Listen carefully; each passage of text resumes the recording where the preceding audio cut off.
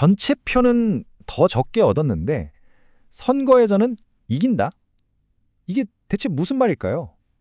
뭐가 역설적이죠. 하지만 정치 전략, 특히 경제와 선거가 맞물리면요.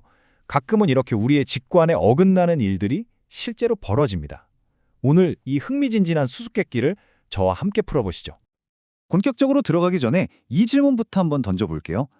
과연 단 하나의 경제 정책이 선거판 전체를 흔들 수 있을까요? 네, 이게 바로 오늘 우리가 파고들 문제의 가장 핵심적인 부분입니다. 자, 첫 번째 퍼즐, 바로 선거의 수수께끼입니다. 한번 상상해 보세요. 지금 민주당이 정권을 잡고 있는데 선거 전 여론조사를 보니까 이대로 가면 패배가 거의 확실해 보이는 그런 위기 상황입니다. 자, 이게 바로 초기 여론조사 결과입니다. 1선거구는 미식축구공 산업지역인데 공화당이 압도적이죠. 반대로 2선거구 타이어 산업지역은 민주당의 텃밭입니다.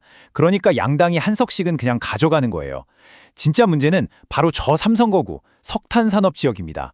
민주당이 46%대 54%로 지금 지고 있거든요. 바로 여기가 이번 선거의 승패를 결정지을 격전지인 거죠. 그렇다면 결론은 아주 명확하죠. 이대로 선거를 치르면 민주당은 1석, 공화당은 2석을 가져가면서 패배하게 됩니다. 민주당 입장에서 정말 큰 위기죠. 과연 이 판을 뒤집을 방법이 있을까요? 두 번째 파트, 게임의 법칙입니다. 이 수수께끼를 푸는 열쇠는요, 사실 표의 숫자가 아닙니다. 그 표가 어떻게 계산되는지, 즉 선거제도에 달려있거든요. 여기서 두 가지 다른 선거 전략이 나오게 됩니다. 이 두 가지 선거 제도를 한번 비교해 볼게요. 먼저 다수대표제는 말 그대로 승자 독식입니다. 각 선거구에서 이기기만 하면 되는 거예요. 단 1표 차로 이기든 10만 표 차로 이기든 똑같이 의석 1개를 가져갑니다. 반면에 비례대표제는 좀 달라요. 파이 나눠먹기에 가깝죠. 전국에서 얻은 총 득표율이 중요하기 때문에 단 한 표라도 더 얻는 게 중요합니다. 세 번째 파트, 석탄산업이라는 승부수입니다. 과연 전략적인 한 수가 이 모든 결과를 바꿀 수 있을까요? 이제 민주당이 던질 수 있는 카드가 뭔지 한번 보시죠. 민주당의 선택은 바로 이겁니다. 격전지인 3선거구의 핵심 산업, 석탄 산업을 보호하는 무역 정책을 내놓는 거죠. 하지만 세상에 공짜는 없죠. 이 정책 때문에 3선거구에서는 표를 좀 얻을 수 있겠지만 다른 두 선거구에서는 오히려 표를 잃게 됩니다. 과연 이 도박 성공할 수 있을까요? 자, 결과 한번 보시죠. 이거 정말 흥미롭습니다. 예상대로 1, 2선거구에서는 지지율이 좀 떨어졌어요. 하지만 가장 중요했던 3선거구를 보세요. 득표율이 46%에서 51%로 오르면서 정말 아슬아슬하게 이겼습니다. 바로 이 한 곳에서의 승리가 모든 걸 바꾸게 됩니다. 그리고 최종 결과는 정말 놀랍습니다. 이제 민주당은 2석, 공화당은 1석으로 선거에서 이깁니다. 그런데 진짜 역설은 여기에 있어요. 전국 총 득표수를 계산해보면 오히려 전보다 더 떨어졌다는 사실입니다. 그러니까 전체 표는 잃었는데 선거에서는 이긴 거죠. 정말 신기하지 않나요? 네 번째, 한 끗 차이의 승부입니다. 방금 보셨듯이 핵심은 어디를 공략하느냐 이거였죠. 이제 훨씬 더 미묘한 상황을 가정해 볼게요. 득표율 차이가 정말 작은 그야말로 박빙의 승부입니다. 이럴 땐 완벽한 타겟을 찾는 게 무엇보다 중요해지겠죠. 자, 새로운 상황입니다. 이번엔 3선거구 격차가 50.1% 대 49.9%. 정말 종이 한 장 차이예요. 정치에서는 바로 이런 곳을 경합선거구라고 부릅니다. 승패를 가르는 결정적인 전쟁터라는 뜻이죠.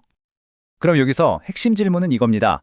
이 세 산업 중에 어떤 산업을 보호하는 게 민주당에게 승리를 가져다 줄까요? 이제 세 가지 다른 보호무역 전략을 썼을 때 어떤 결과가 나오는지 하나씩 분석해 보겠습니다. 이 차트가 모든 걸 한눈에 보여주네요. 왼쪽 두 막대를 보세요. 아무것도 안 하거나 엉뚱하게 미식축구공 산업을 보호하면 결과는 똑같이 일석입니다. 파배죠. 하지만 가장 오른쪽, 바로 그 경합지역인 석탄 산업을 보호했을 때 마침내 2석을 확보하면서 선거에서 이기는 걸 볼 수 있습니다. 바로 여기서 다수대표제의 핵심 원리가 드러납니다. 모든 유권자를 위한 보편적인 정책보다는 단 하나의 의석을 뒤집을 수 있는 바로 그 경합선거구에 혜택을 집중하는 것이 승리로 가는 가장 확실한 길이라는 거죠. 자, 이제 모든 퍼즐 조각이 맞춰집니다. 두 제도의 승리 전략을 나란히 놓고 비교해보세요. 이게 오늘 분석의 하이라이트입니다. 다수대표제에서는 한 석이라도 더 얻기 위해서 경합선거구인 석탄을 공략해야 했죠.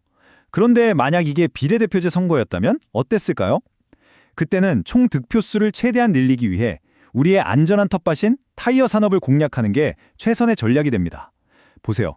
똑같은 상황인데도 선거 규칙이 뭐냐에 따라서 최적의 경제정책이 180도 달라지는 겁니다. 자, 마지막 파트입니다. 왜 규칙이 중요한가? 지금까지 본 예시들은 사실 보호무역주의 편향이라는 더 큰 원칙을 보여주기 위한 거였어요. 이게 대체 무슨 의미일까요? 핵심을 정리해 볼게요.